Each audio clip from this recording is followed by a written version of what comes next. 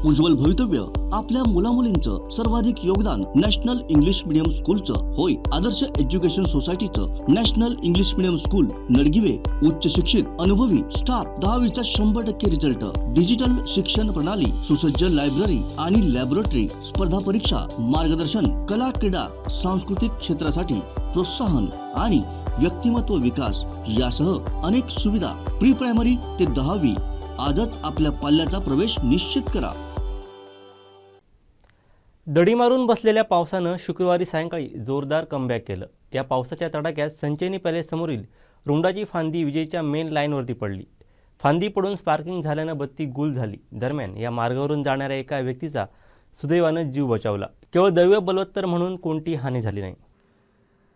सावंतवाडी शहरातील संचेनी पॅलेस समोर RPD road येथे ही रुंडाची फांदी तुटून पडली। तुटलेली फांदी थेट मेन लाईनवरती पडल्यानं स्पार्किंग होऊन बत्ती गुल झाली। यावेळी रस्त्यावरून जाणारा एक प्रवासी सुदैवानं बचावला। केवळ दैव बलवत्तर म्हणून त्याचा जीव वाचला।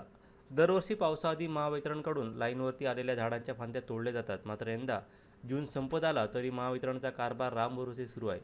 पावसाआधी लाईनवरील फांद्या तोडणं गरजेचं असताना जबाबदार अधिकारी सुस्त आहेत, त्यामुळे नागरिकांकडून रोष व्यक्त केला जात आहे। हा परिसर मुख्य बाजारपेठेत असून देखील महावितरणनं दुर्लक्ष केलंय। शाळा, कॉलेज, मार्केट आदी याच परिसरात असून हे रहदारीचं ठिकाण आहे। महावितरणच्या बेजबाबदारपणामुळे मनुष्यहानी झाल्यास जबाबदार कोण असा सवाल नागरिकांकडून केला जात आहे।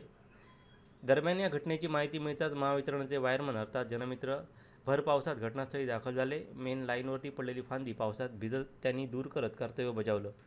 यानंतर विद्युत पुरवठा पुन्हा सुरळीत झाला, परंतु पावसाआधी लाईनवरील फांद्या तोडण्याची ज्या अधिकाऱ्यांची जबाबदारी आहे ते नेमकं करतात काय, त्यांच्या जबाबदारीची जाणीव होणार तरी केव्हा असा सवाल नागरिकांनी उपस्थित केला आहे।